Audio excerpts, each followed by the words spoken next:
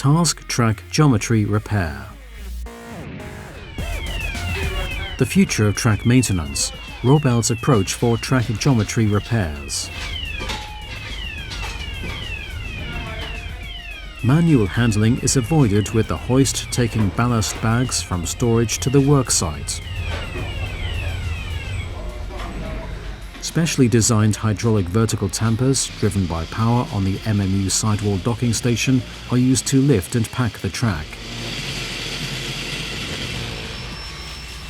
Track geometry, both before and after the repair, can be measured with the MMU imposing dynamic loading to compensate for track voiding. Bags with new ballast transferred on hoist from IW to MMU.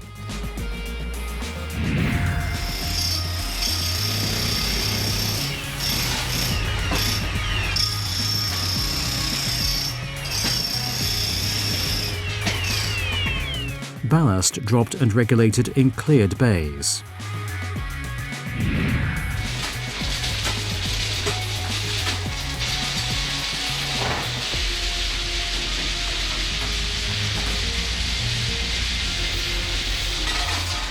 Track ballast consolidated with hydraulic ROBEL 62.05 vertical tampers, fed from MMU power console.